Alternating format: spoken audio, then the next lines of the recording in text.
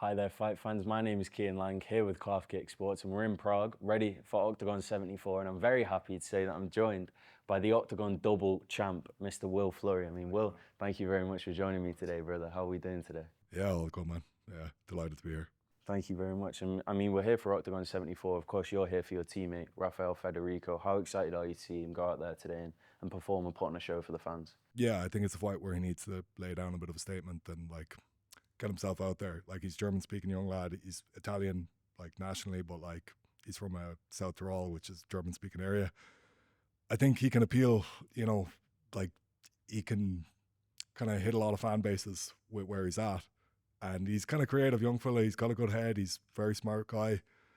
I see if he just goes in and performs and lets it go, and get himself a nice finish there tonight, things could go really big for him. So look, I'm just here to be part of that, hopefully. And what does it mean to you to be here and support the team? And, SBG Ireland are just putting out so many good fighters right now. The gym's, in my opinion, never been better. Honestly, I think Irish MMA in general has Definitely. never been in a better place, skill set wise.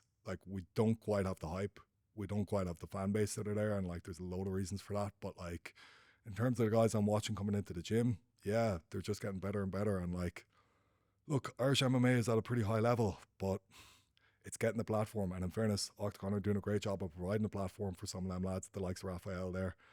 But he's a German speaking young lad. It is going to be more difficult for a guy who's just English speaking now, because there isn't a promotion in the English speaking market in Europe doing what these guys are doing.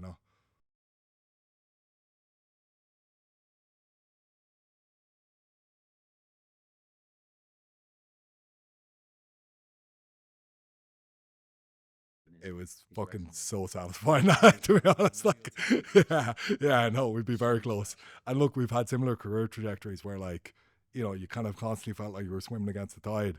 So when they came, you came in, they didn't hype it much. They had Borbrink's next fight booked. And it was just like, lads, you don't know Smullen, do you? And then it just went that's what Smullen does to people. You get a high level guy, you think, oh, this guy's going to beat Richie. It's like, no, mate. So look, it looks like he's going to fight in Bratislava now. He's going to get that spot, hopefully, and I no doubt he'll make another statement if he does. So look, that was it. Thanks for bringing it up, because that was incredibly satisfying, and it's also a good example of yeah, Irish MMA, we're at a high level, and myself and Richie, we're two of the old dogs, if you get me, at this stage. But we're probably two of the guys who didn't ever break through the way we could have with the skill sets we had, and now late in our careers we're getting a chance to. So it's class, and it's great to have the platform to be able to do that, to be honest, as well. That's what it's all about, isn't it? The platform. And you mentioned there, Richie, if he fights on that Bratislava card, especially if he gets a fight like Ivan Buchinger, what that can do for him in his career is just incredible to think about. And you mentioned Irish MMA. Paul Hughes has obviously got the rematch booked as well, and all the great things we're seeing right now. I didn't even see, did that get booked? It's been booked. It's been. Was that recent? Habib said it about a week ago. He said that he's got the rematch. It's booked Abu Dhabi, I believe, in October. So fucking brilliant. Yeah, it's one of those things. It's all coming together, isn't it, for Irish MMA at the moment? Yeah, and I think as long as it's exploited the right way, and the old big thing, the mainstream media in Ireland haven't really got behind that, unfortunately. And you can understand why, with some of the Conor stuff going on and all that sort of thing. I think, and it's not for here to change, because the atmosphere here is way better. It's the culture here, people are really supportive, and it's on the mainstream media, and it's got a lot more hype and eyes around it. We have a lot of really good fighters at home, and they're not really getting that platform, like I was saying. So please God, Paul Hughes has probably got the best chance of getting major eyes on himself. He goes out and he smashes Usman. He's already made statements. He beat AJ McKee. He's done incredible things already. So I think no matter what, I think he won the first fight, but I hope to God he goes in and makes a statement again in the second fight, and hopefully they give him the decision this time, or if he smashes him and knocks him out. But please God, that can start a wave, because there's a generation coming under me that are so fucking talented, and they just need an outlet for that. Because without that, where do those careers go, And all these people are starting the waves and carrying it on, but you're the guy that's really pioneered it at the moment. Yeah, double champ. Absolutely. You come into OKTAGON in a year, you've had some of the greatest fights I've ever seen in OKTAGON. The Todev fight, the Vermola fight are just wars for the ages that people, if they haven't seen at home, make sure you watch them. What is next for you? When are we going to see you back in the cage? I know the hand was injured. That's all good now. When are we going to see you back?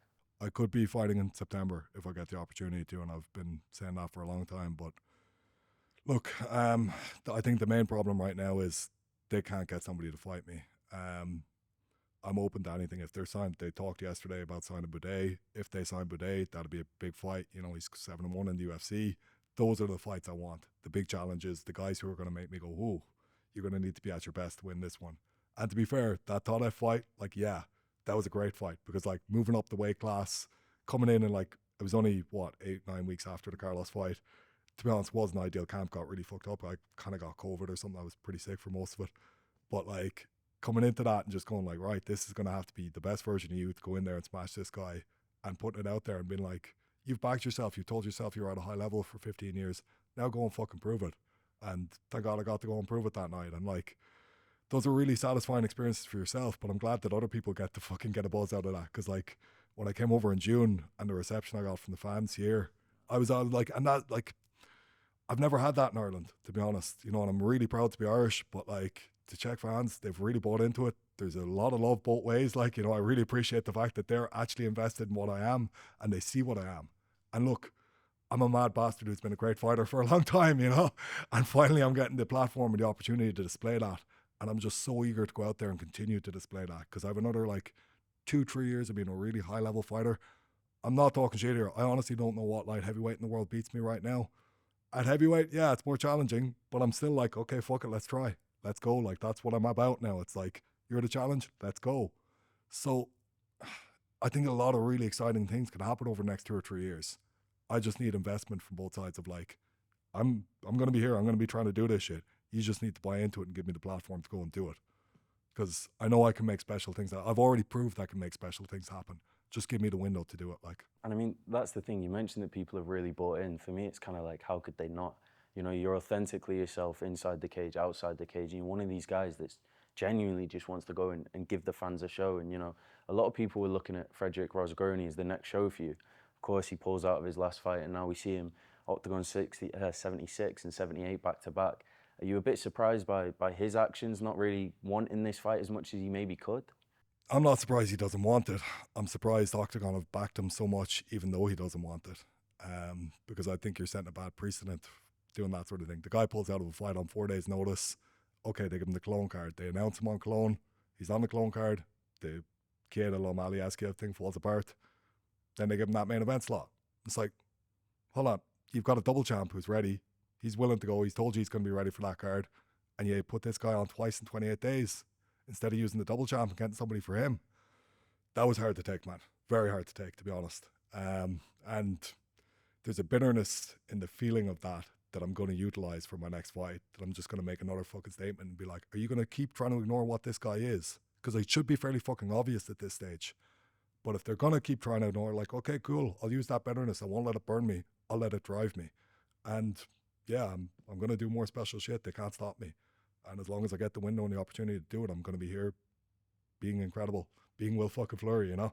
I mean, hearing it even more motivated version of yourself, man, I can't wait for that. And I mean, the other name that everyone's kind of predicting, myself included, is Alexander Popek. Do you think, with Vosgroni doing all this, fighting in Cologne, fighting in Frankfurt, do you think it is going to be Popek next for you? I think that's what they probably want long term. I've been told that, like, if the Buday fight doesn't happen, they're looking at Popek in Munich. I just don't think Popek wants this fight deep down, unfortunately. And that's a pity because, man, he's not a bad fighter. He could easily, you know, do well in that fight. I think there's certain things he does. But, man, when a guy doesn't want it like that, they're going to find a way to not do it, you know. So even if he signs on the line, I want somebody else who's a legit backup, ready and on that card and ready to slot in, because I just don't feel like that's going to happen. The energy I felt off him the times I've met him, you know, his actions online, like, as soon as Vosgroni accepts the fight, the next day he's like calling me out. It's like, you fucking pussy.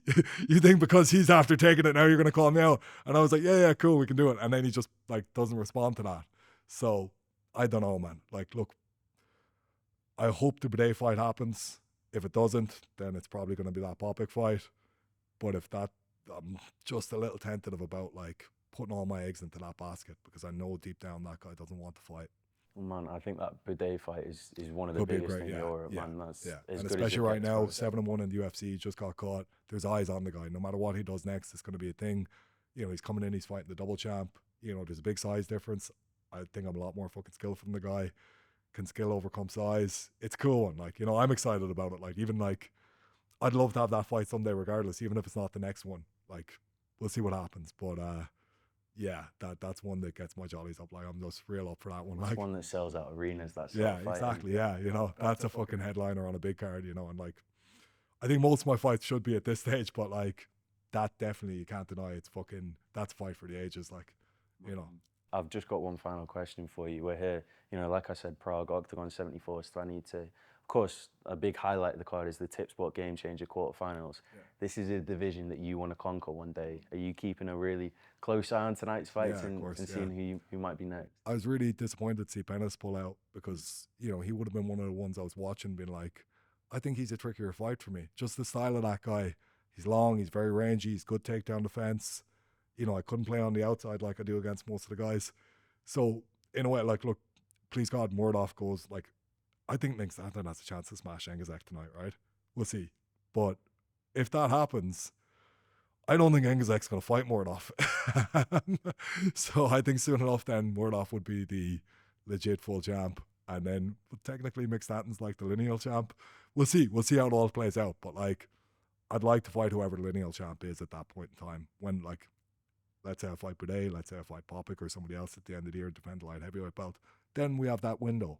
And it's like, hopefully the belt's solid and it's in somebody's hands. There's one guy, he can come down and have that shot at being triple champ. And that, to me, that's like climbing Everest. You know, it's like, this has never been done before. You're going to have to really put yourself out there to go and do the thing. But I'm at that point in my career, it's like, yeah, well, look, if I don't go and fucking do everything I can to leave a legacy now, there isn't really going to be one. So I'm willing to do whatever the fuck it takes. And like, it's exciting. It doesn't even feel like, thinking about that, it's like, whoa, that's a lot of effort.